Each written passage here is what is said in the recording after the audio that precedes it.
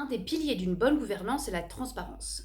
Normal, un fonctionnement démocratique n'a de sens que si les parties prenantes, en l'occurrence les collaborateurs, sont au courant de la santé de l'entreprise. Quel est son chiffre d'affaires, son taux de croissance, la satisfaction de ses clients, les bénéfices qu'elle réalise, etc. Dans certaines boîtes, cette transparence va jusqu'à partager les salaires de chaque collaborateur. Il y en a même qui les laissent décider d'eux-mêmes le montant de leur rémunération. Je vous explique dans cette vidéo comment elles y arrivent et comment même c'est devenu un sacré avantage pour elles. Attention, dévoiler les salaires de tout le monde ne se fait pas du jour au lendemain, sinon ça peut vite mener à la catastrophe. En fait, la transparence des salaires est la dernière brique à poser sur une culture d'entreprise globale qui promeut l'équité entre les collaborateurs et le partage de la richesse. Il faut donc préalablement s'assurer, par exemple, qu'il n'y a aucun écart de salaire injustifié entre les salariés occupant le même poste. Si en rendant les salaires transparents, vos collaboratrices découvrent alors qu'elles sont moins bien rémunérées que leurs équivalents masculins, pas terrible. Autre exemple, dans la startup Lucas, qui pratique la transparence des salaires, le plus haut revenu est 4,5 fois supérieur au plus bas, ce qui n'est pas délirant. Si à l'inverse, vous êtes une entreprise comme Carrefour où votre PDG gagne 553 fois le SMIC, peut-être qu'avant la transparence, le plus gros chantier à prévoir est la répartition de la valeur au sein de l'entreprise. Ceci étant dit, il y a aujourd'hui, grosso modo, deux moyens de rendre les salaires transparents.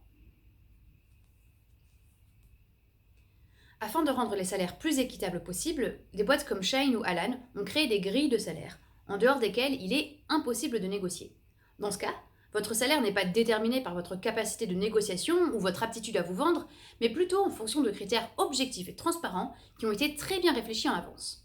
Le premier, le métier. Marketing, dev, RH, ce premier paramètre varie en fonction de la rareté du métier sur le marché du travail et l'impact qu'il a sur votre boîte. Ensuite, le niveau, de débutant à expert. Ce facteur dépend des responsabilités confiées aux salariés, définies préalablement sur la grille. Puis l'ancienneté. Par exemple, après 10 ans d'expérience professionnelle, on ajoute un bonus de 10% au salaire obtenu avec les deux premiers paramètres. Enfin, le paramètre vie perso. Par exemple, Shine accorde un bonus pour les salariés qui vivent à Paris ou qui ont des personnes à charge. Ces grilles de salaire sont réévaluées chaque année pour correspondre au marché et sont partagées en toute transparence. Ainsi, les collabs ne connaissent peut-être pas exactement le salaire spécifique de Jean-Marc de la compta, mais ils ont une vraie connaissance de la valeur accordée à chaque métier dans l'entreprise.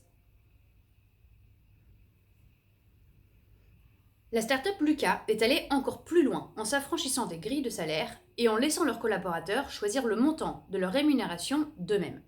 Ça peut paraître fou, mais ça fonctionne, et notamment grâce à deux mécanismes. D'une part, parce que ces salaires sont transparents. En l'occurrence, si Jean-Marc de la Compta a envie de tripler son salaire, il va devoir le justifier à ses collègues. Sinon, bonjour l'ambiance. Ça marche aussi parce que les collaborateurs connaissent la santé financière de l'entreprise. Ils sont responsabilisés. Les salariés qui s'octroient ainsi une augmentation savent qu'ils doivent ensuite performer, atteindre leurs objectifs, prendre plus de responsabilités pour justifier cette hausse.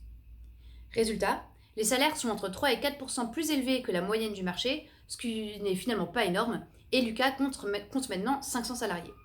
Seul hic, ce système avantage surtout les profils qui savent se vendre publiquement, qui ont confiance en eux.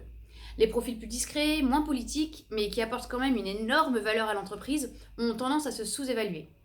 Et ici, on risque d'amplifier le phénomène d'inégalité salariale, avec bien souvent des femmes qui se sentent moins légitimes que les hommes pour négocier leur salaire. Quand c'est bien fait, et dans un contexte de gouvernance démocratique, la transparence des salaires peut être un réel atout pour l'entreprise. D'abord parce que ça vous oblige à avoir des salaires justes et équitables. Les entreprises qui partagent leurs salaires ne peuvent pas se permettre de laisser passer des écarts de salaire délirants ou des inégalités hommes-femmes. Ensuite, cadrer la politique de rémunération permet une ambiance plus saine entre collaborateurs et managers.